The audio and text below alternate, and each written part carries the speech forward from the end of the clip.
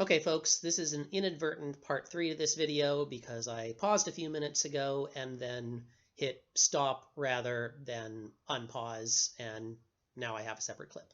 So just to tie off our discussion of angiosperms, we had left off having said angiosperms are your flowering plants. Now, the distinguishing feature, of course, here is the flower. The flower as a structure evolved sometime late in the Mesozoic. It was becoming a more prominent feature right around the time of the KT events. Following that, flowering plants are really going to come to dominate the landscape, and they form the vast majority of the plants that we see today. Now, I should point out that flower does not always mean what you expect it to mean. When you're talking about a flower, a lot of plants have flowers that don't look like what we would traditionally think of as a flower. By definition, what a flower is it's a specialized stem that is bearing reproductive organs and that is designed to attract pollinators. Pollinators, pollinators. Pollinators being any animals that are helping to spread the pollen of the plants. Pollen, not in. Now, we can call a flower either a perfect flower or an imperfect flower. Perfect flowers have both male and female reproductive organs. Imperfect flowers have one or the other. In some plants, all the flowers are perfect flowers. In some plants, you're going to have distinct male and female flowers. Now, all flowers have a couple of basic features in common.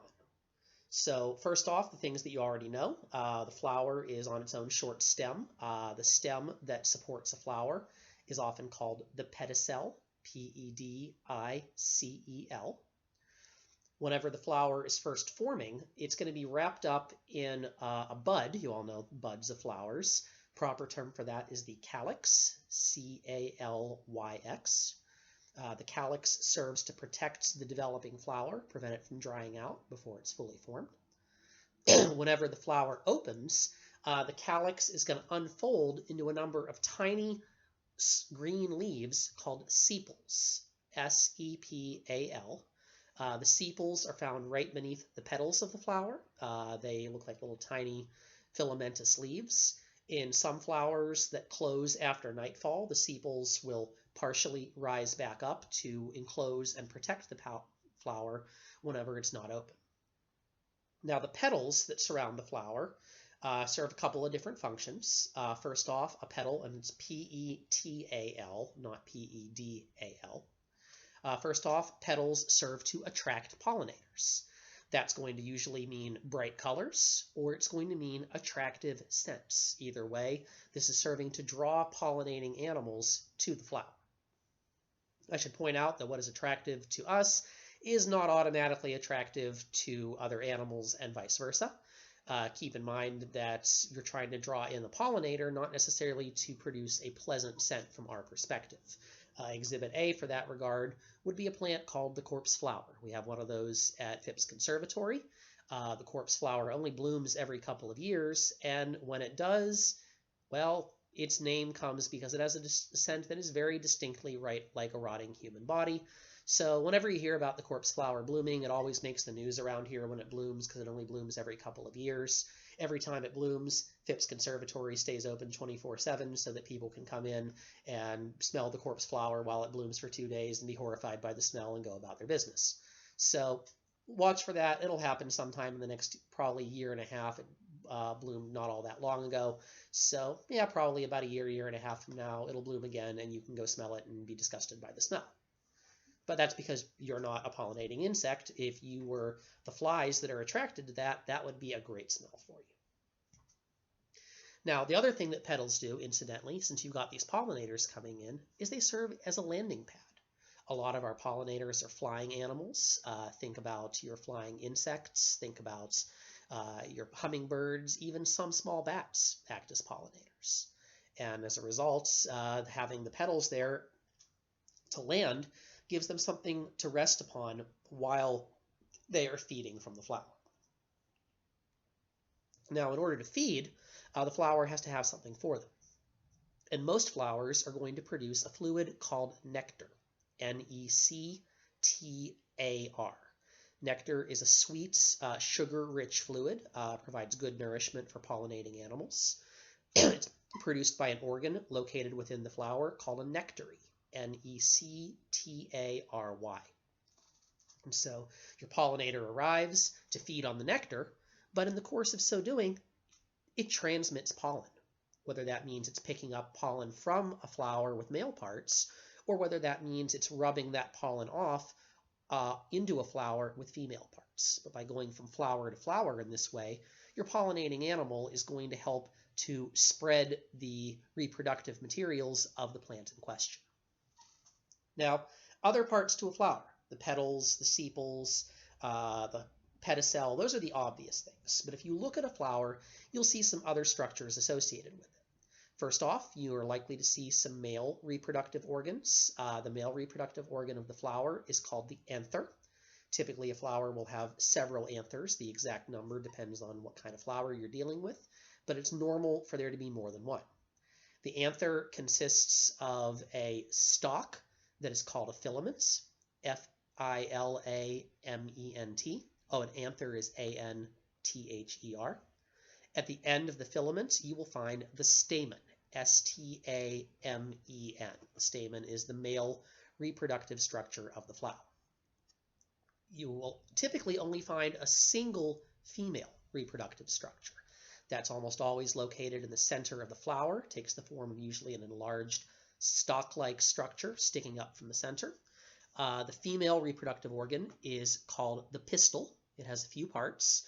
The tip of the pistil is called the stigma. The shaft that supports it is called the style.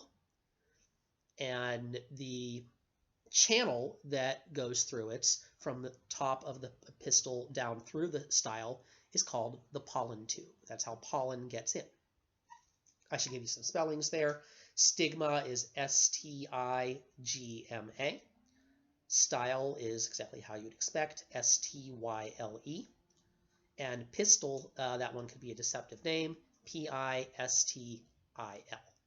So normally you'll find one single pistil in the center of the flower. You might or might not find anthers around it, depending on whether it's a perfect or an imperfect flower. Perfect flowers often can self-pollinate, whereas imperfect flowers have to get their pollen into another flower. Now, at the base of the pistil, you're going to find an enlarged area that is called the ovule, A-O-V-U-L-E. The ovule contains the female gametophytes. Remember, when you're looking at a flowering plant, you're seeing the sporophytes. You're seeing the diploid generation. That's the dominant generation of all flowering plants. Now, the gametophytes, remember, one of the features we have of seed plants is that the gametophyte is going to be microscopic. It never leaves the tissue of its parents. So what you're going to find here is that inside that ovule, the center of the flower, you will find the female gametophyte. She never leaves. She spends her entire existence inside that flower. Now, we've got to get the male reproductive structures to her. We've got to get the sperm to her. How are we going to do that? And the answer there is that the anther is going to produce the sperm of the plants. The sperm is going to be produced by the male gametophytes. Male gametophytes are found inside the anthers. Now, the interesting thing about this, people tend to get this wrong, is that whenever plants are releasing pollen, we always say, okay, that's plants, sending their sperm all over the place. That's not exactly what's happening. What's really happening is that a pollen grain is actually a cluster of tiny gametophytes. That pollen grain actually contains the gametophyte, the male haploid generation of the plants. So the pollen grain isn't just the sperm. The pollen grain is the entire male gametophyte. So pollen grains are produced by the anthers. Sometimes pollen is spread by means of wind. Sometimes pollen is spread by means of pollinating animals. Now, your pollinating animal might be a pollen feeder. Proper term for that, by the way, is a pallivore. P-A-L-Y-V-O-R-E. A pallivore is a pollen or nectar feeding animal. So sometimes my pallivore, my bats, my hummingbird, my bee, whatever, gets in there. It's feeding on the nectar. As it gets there, it gets pollen on its body. And then as it moves from flower to flower, it directly transmits the pollen granules into the pistils of the female flowers. Once they arrive, the pollen grain will travel down the style through the pollen tube, enter the ovule. There, the male gametophyte can directly fertilize the female gametophytes. Once that happens, the ovule begins to expand and mature as seeds form inside of it. The ovule will then become a structure that we call the ovary. The ovary is better known to you as a fruit. So we'll talk about fruits in just a second. One last thing I wanted to point out is that there are also pollinators that are inadvertent pollinators. Not all pollinators are necessarily feeding on the plants. Some pollinators are just there. They're brushing past it. It is not unusual for an animal moving through a forest to brush up against a flowering plant, get some pollen on its fur, brush up against another one, transmit the pollen in that way. So we've got a couple different ways of getting pollen around. And one of the reasons bees are so very important to our ecosystem is that they are the chief temperate ecosystem pollinators. In the absence of bees, a significant number of our food crops would be in very big trouble. You probably all know that there is a current honeybee crisis, that bees have been having a difficult time in recent years. Part of that is due to pesticides. Part of it is due to a virus, as it happens, that has been colonizing beehives throughout North America. There is evidence that bees are becoming resistant and bee populations are beginning to bounce back, but we do need to do some bee conservation, elsewise we're going to face a significant reduction in our food supply as pollinators are lost, and a lot of these plants are adapted specifically around bees. They have no other way of delivering their pollen. But assume the pollen has gotten into the flower, traveled down the pistil, male gametophyte is fertilized the female, and now that ovule begins to expand and mature as the seeds form inside of it. And now we have the other distinguishing feature of flowering plants, that they produce fruits. Now, a fruit is by definition a seed chamber. That's what the fruit is. The fruit is a specialized chamber to store seeds and promote their distribution. Now, just like not everything that is a flower is what we would think of as a flower, not everything that is a fruit is a thing that you would necessarily think of as a fruit. Consider, for example, the little puffy seeds of a dandelion. Those are the fruit of the dandelion, folks. Each of those little puffballs is actually a tiny fruit. Likewise, the grains associated with a stalk of wheat, that's the fruit, folks. Any structure that contains a seed is by definition a fruit. A nut is a fruit. A berry is a fruit. These are all fruiting structures. Want to know whether something is a fruit or not? Does it have seeds in it? If it's got seeds, it's a fruit. If it's not got seeds, it is not. We all have that, thing you hear where it's like, oh, hey, tomatoes are actually fruits. Yes, they are. So are cucumbers. So are pumpkins. So are beans. Anything with seeds in it is by definition a fruit.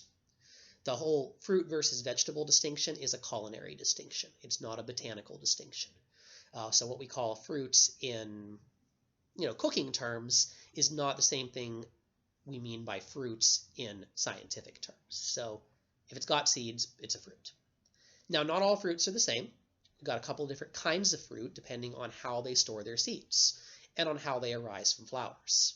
We have what are called single fruits or simple fruits. A single fruit or a simple fruit has a single fruiting body that arises from a single flower. An apple, a peach, a pear, all of these are examples of single fruits. Your tomato is a single fruit.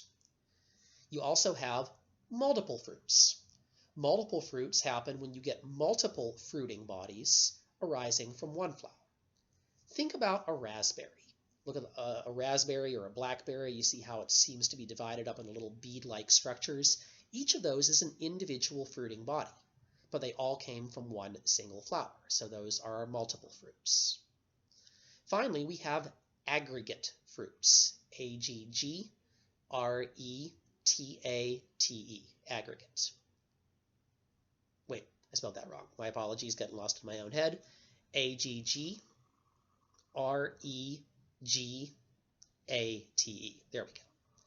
Now, an aggregate fruit is interesting because aggregate fruits happen when a single fruiting body comes from multiple flowers growing together, and you end up forming one singular fruit from a whole bunch of flowers that each made part of it. The best example of an aggregate fruit that I can think of would be the pineapple. You look at a pineapple, you see all those little diamond-shaped structures in the surface of the pineapple. Each of those came from a separate flower. They all formed one composite fruiting body growing together. And by the way, you may not realize this, pineapples do not grow on trees. Pineapples grow in a shrub. The pineapple arises in the middle of the shrub with a spray of leaves all around it. What you are looking at whenever you see the quote-unquote leaves at the top of the pineapple are actually the sepals, part of the bud structure of the original pineapple. All right, so what's fruit for? Fruit, again, it's a seed chamber. Fundamentally, the purpose of fruit is to assist in the distribution of seeds. A couple of ways this happens. First off, a lot of fruits are nutrient-rich, having lots of sugars, or in some cases, even lots of fats. As a result, that attracts animals that feed on them. It is beneficial to a plant to have an animal feeding on its fruits, because that means that animal will either drop the seed someplace where it can germinate, usually away from the parent plant, or in some cases, that means the seed will be swallowed, pass through the animal's digestive tract, and be passed out with its feces, which means that seed has now been effectively planted with a nice little pile of fertilizer. So that's one way in which fruits help out. Some fruits have a seed coat that assists in moving the seed around in other ways. Consider the seeds of the maple tree. You've all been outside in fall, might remember when you were a kid, and there are those little whirligigs that you pick up with the sort of fan-shaped structure and the little seed on the end of it. You throw them up in the air and they spin around like a helicopter. Those are the fruits of the maple tree. That specific little helicopter-like structure catches the wind, blows the seed far away from the parent plant, so it's not competing with it for sunlight. You'll have hard nuts, which act as fruits. Now, the cool thing about those is that although they are a very frequent food source for animals, nuts are quite rich in fats and proteins, they also are quite durable over a long period of time. And a strategy that some plants have with their nuts is that nut-feeding animals will make stashes of nuts. You all know squirrels bury nuts. And what that means is that the nut-feeding animals plant the nuts. Now, sure, the squirrel can come up and dig up stashes of nuts to feed on through the winter. The hard shell of the nuts preserves the food for the animal to use later. But inevitably, they don't get back to every nut that they plant. And as a result, the squirrel spreads the seeds of the plant around that way. It's a great example of co-evolution between the plant and the animal that's helping distribute its seeds. One really interesting one that I think is worthy of mention would be the coconuts.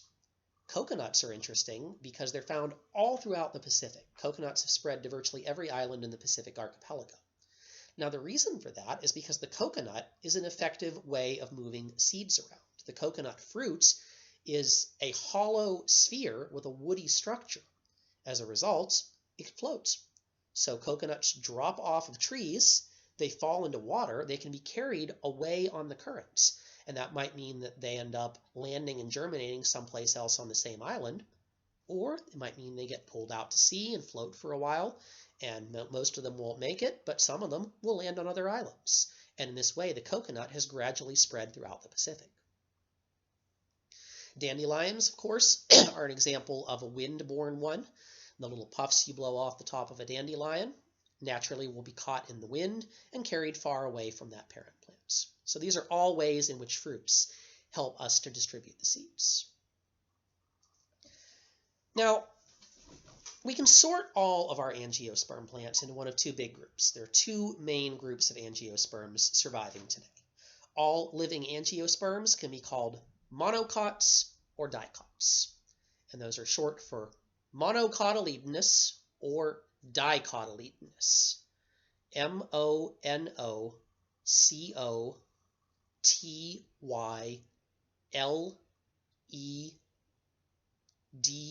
monocotyledonous, or dicotyledonous, which is di and then all the rest of what I just spelled, di. So monocot or dicot for short. Those are the two big groups of angiosperms. Now, these all come from a structure called the cotyledon, C-O-T-Y-L-E-D-O-N.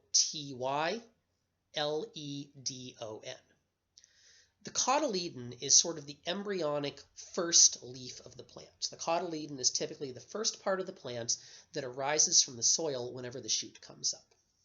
The cotyledon is a primitive leaf-like structure. It already exists inside of the seed. Whenever the seed germinates, the cotyledon is going to be initially nourished by this energy stored in the seed. When it breaks the surface, it's going to begin to photosynthesize. You'll find most cotyledons are very pale in color when they first break the surface. Any of you who garden know that your shoots are often pale when they first come up. But once it's exposed to the sun, begins producing chlorophyll in much higher levels, turns a nice green, and begins generating energy for the plant itself. You will find that very frequently the cotyledons do not last long after they emerge. A lot of times they will shrivel up and fall off as more mature parts of the plant begin to arise. In some cases, they will become incorporated into the first true leaves, but most of the time the cotyledons are going to wither away as the plant matures. Now, the defining difference between monocots and dicots is in how many cotyledons they have. Monocots, mono, one cotyledon. Dicots, two cotyledons. Incidentally, your gymnosperm plants are multicotyledonous. They have anywhere between 2 and 24 cotyledons, depending on the specific gymnosperm. But back to monocots versus dicots. That's the defining difference, but there are several other things that distinguish them. Now, the monocots have a number of different features in addition to having a single cotyledon. If you want to know if a plant is monocotyledonous, here's some things to look for. Your monocot plants will typically have flower parts, like petals, in multiples of 3. So they'll have 3 petals or 6 petals or 9 petals, that sort of thing. They will typically have very shallow and widespread roots. Their roots are small and thin and shallow, but they spread over a wide area. We call those adventitious roots. A-D-V-E-N-T-I-T-I-O-U-S, adventitious. They have an adventitious root system. Your monocots are going to have typically, if you cut into them, if you cut into the stem, you will find that the vascular bundles, the vascular tissues inside of the plants, are arranged in sort of a, lost my train of thought, sorry folks, your vascular bundles are going to be arranged in a scattered arrangement. They're all throughout the stem of the plant. There's not a pattern to them. Finally, you will find that whenever you look at your monocot plants, if you look at the leaves of your monocots, that your monocot leaves are typically going to have parallel veins. The veins of the leaf all run parallel to one another. They're not extensively branched. There are about 59,000 living monocot species, including a number that you are familiar with. I can't talk about every monocot, but some examples of monocots that you know. Grasses are monocots. You can look right at a blade of grass and see the parallel veins going through it.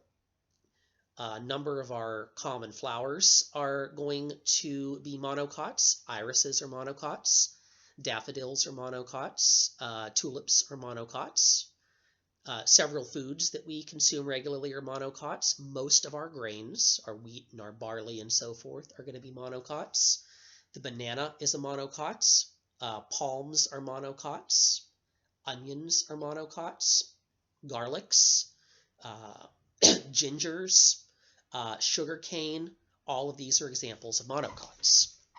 But the biggest single group of monocots, actually the single largest taxon of plants altogether, would be the orchids. Orchids are a massive group of plants. There are more than 29,000 species of orchid.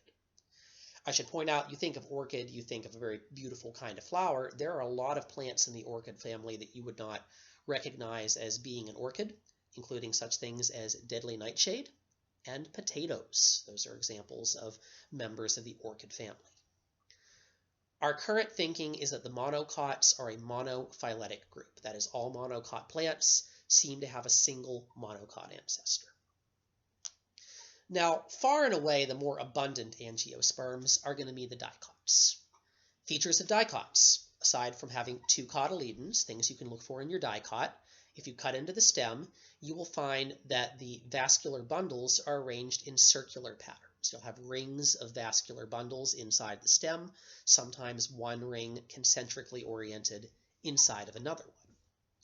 You'll find your dicots are going to have flower parts in multiples of 4 or 5, so like 4 or 8 petals or 5 or 10 petals.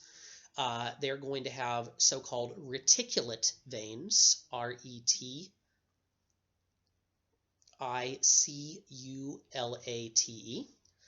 meaning that their veins have a web-like or branching network throughout the leaf.